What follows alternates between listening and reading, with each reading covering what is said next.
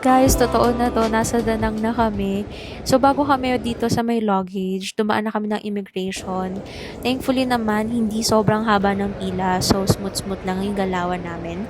And syempre, nag-withdraw na rin kami para meron na kaming mga pera bago kami pumunta sa mga kanya-kanya naming hotel.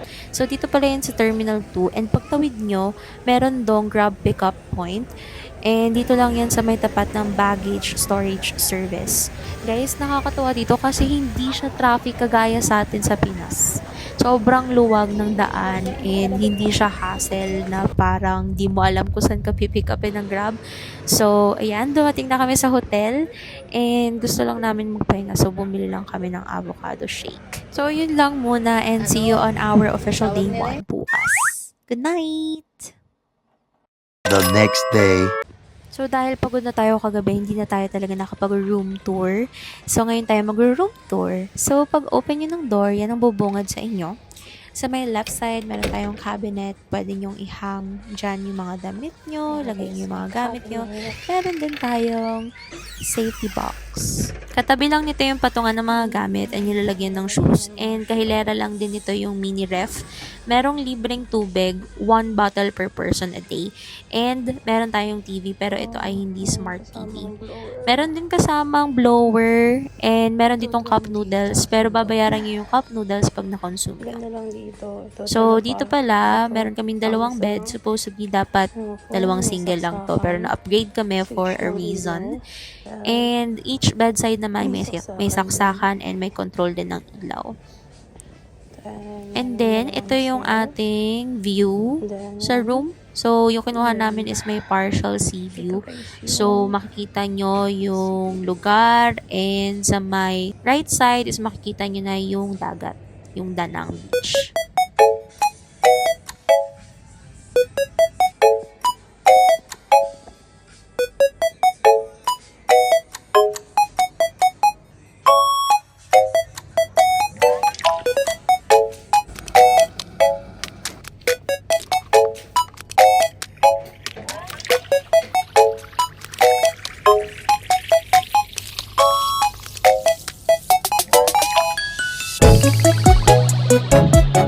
Bago kami mag-breakfast, sinilip namin yung rooftop view dito sa Maidana Marina. Ganito yung itsura niya, guys. Meron naman silang pool. So, if gusto niyo mag-swimming, dito yan sa may rooftop. And ganito yung itsura.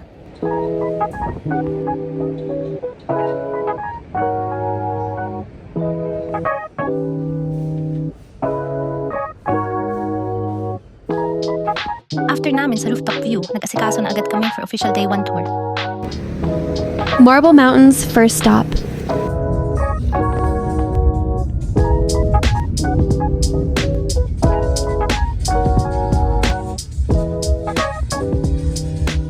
So, pagdating namin dun, guys, bumili agad kami ng ticket for entrance. Ito yung prices nila. Yung binili naming ticket is yung para dun sa elevator. Actually, may nakita kaming isang pila dito, katabi lang ng elevator. And chinek namin kung pwede dito pumasok. So, nung nagtanong kami kay ate, sabi niya yung resibo daw namin is para lang talaga dun sa elevator and this is a different entrance. So, make sure guys na you know the map. Search muna kayo before going here. Ganito yung itsura ng resibo namin. So, para talaga siya sa may Tangmi elevator. By batch nga pala yung pag-aakyat nila kasi limited lang din naman yung kayang iakyat pag pumasok ka na sa elevator. And sa part na to, medyo i-fast forward ko kasi medyo matagal yung pag-akyat sa elevator natin. And by the way guys, kung matatakotin kayo sa ganitong mataas, meron naman silang entrance na hagdan. So, para makaakyat kayo, maghahagdan kayo, nasa ibang area lang siya. Pero kami, ito ang pinili namin, elevator mode. Ganito yung itsura na bubungad sa inyo. Kaya ang una natin ay Shalloy Tower. Number 1. So, nagpicture lang kami dito. Hindi na talaga kami pumasok because gusto namin makita kung anong meron sa Marble Mountains.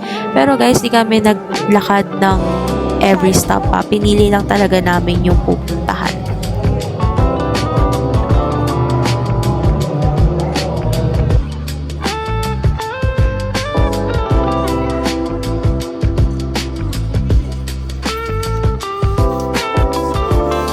ma-appreciate mo talaga yung lugar.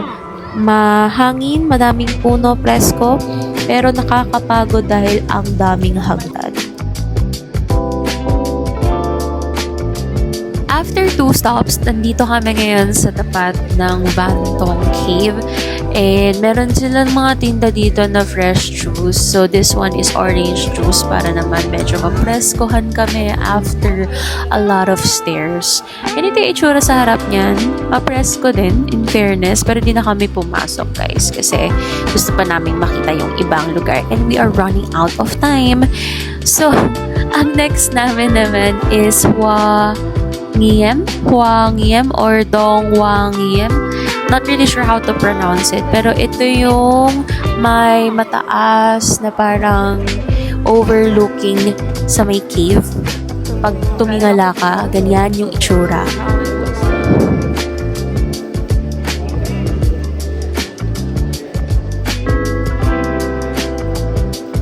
Sorry na agad guys, wala tayong pa-historical trivia dito kasi hindi na kami kumuha ng tour guide. This is only a DIY itinerary and hindi rin kami sobrang aga na nakapunta dito kaya very selected lang yung mga pinuntahan namin. So, ayan, we're gonna go to our last stop which is the highest peak. So, ganito ang itsura namin habang inaakyat ang hagdan-hagdan ng Marble Mountains. Life update. Tapos na doon. Meron pa dito, guys. So, akala ko konti na lang. Gosh. Ay. Grabe.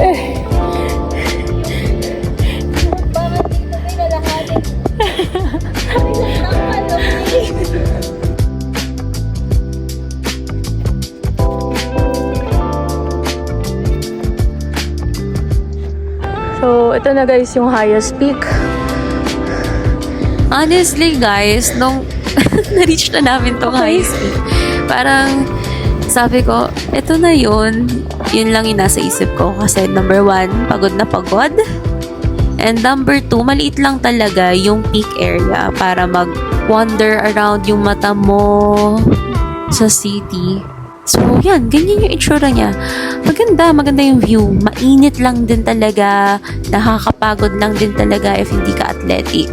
But, as time goes by, mas ma-appreciate mo yung view. Nagtagal kami dito. Samantalang yung ibang mga kasabay namin umakyat, nagsibabaan na rin agad. Yung ibang late na umakyat, nagsibabaan na rin agad. So, we really took time to appreciate it. Ito yung pababa. So, ayan, nag-decide na kami na bumaba ng Marble Mountains. Pero meron pa kaming mga ilang nadaanan na nasa map. Day 1?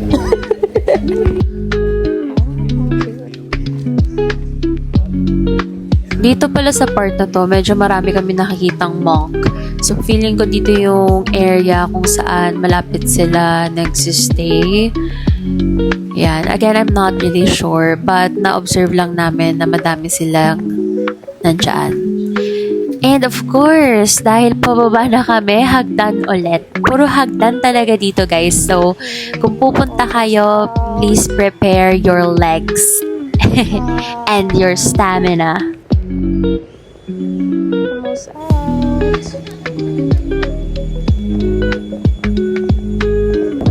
Leonong Pagoda next stop.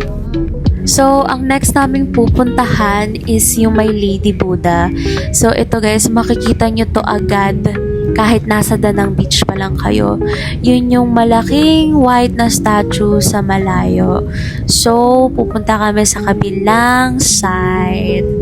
Ayan, marami kami nadaanan na restaurants and hotels din.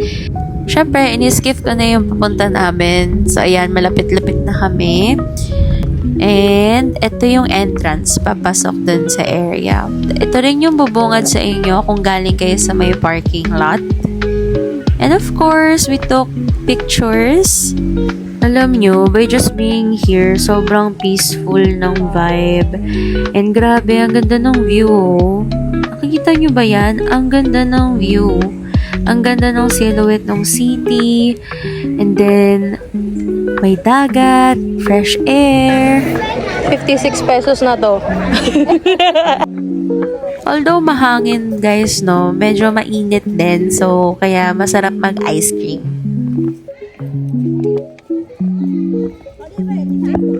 And ayan, sobrang lapit na lang ni Lady Buddha. So, kailangan na lang lakarin papunta doon para makapag-picture kami.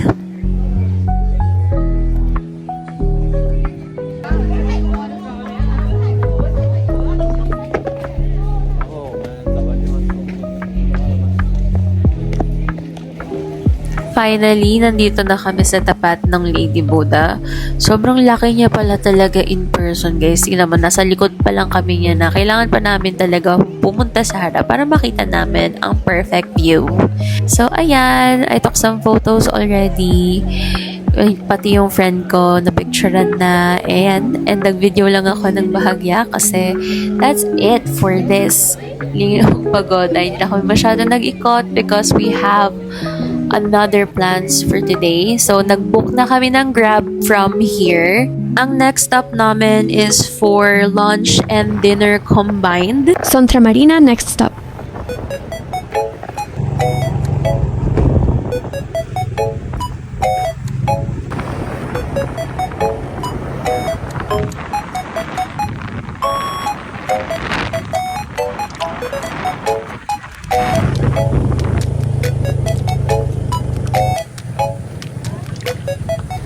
We are finally here. So, by the way, guys, medyo madaming tao nung pagdating namin. So, we had to wait. So, kailangan may table muna kayo bago kayo umorder kasi walang paglalagyan yung food or drinks nyo. So, bago kayo umorder, tumingin muna kayo para alam yun agad kung ano sabihin nyo.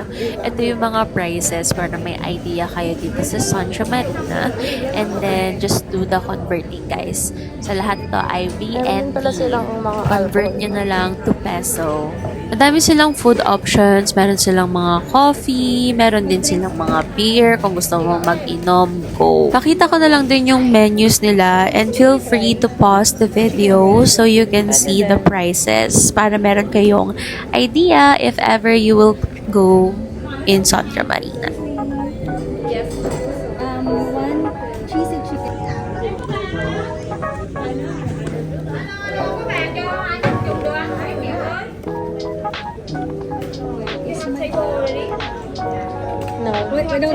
Sikat din pala tong lugar na to, guys, kasi ito yung parang may Santorini vibe. Yan, ganyan ang itsura niya and ang daming nagpipicture talaga. So, if you are for the photos, expect mo na madaming tourists in this spot. Now, here are the foods that we ordered. And after namin kumain, halos magagabi na rin. At tuluyan na ngang umulan. Han River Cruise, next stop. Lakas ng ulan. Dahil lumalakas na yung ulan, guys, napabili na kami ng raincoat. Ayan, at syempre, kailangan namin suotin yan para safe naman kami dahil ang lakas ng ulan. So, pinasakay na rin kami sa may cruise or sa boat. We're still waiting for others to join. Pinabutan na rin kami ng menu if in case we would like to order.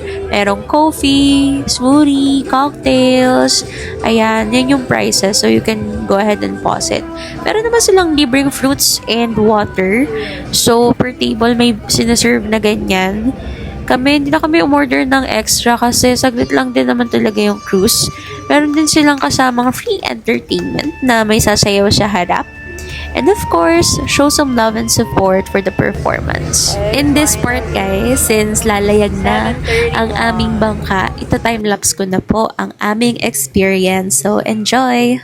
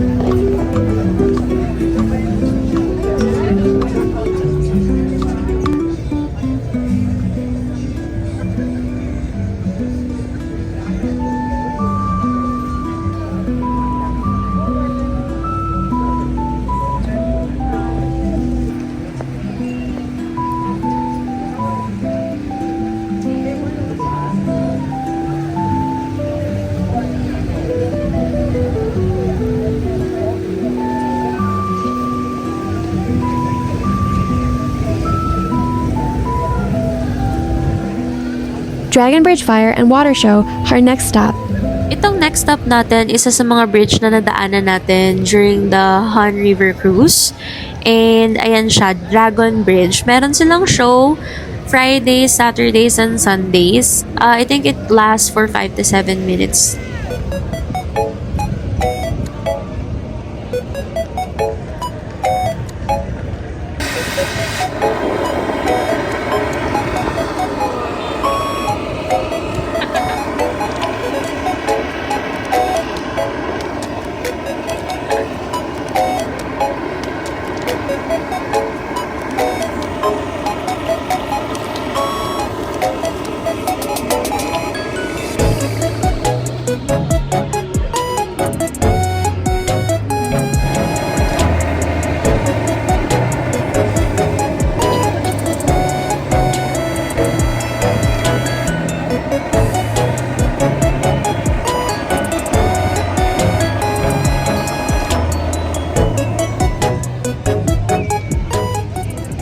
After namin dun sa Fire and Water Dragon Bridge show, punta kami saglit sa may Sontra Market.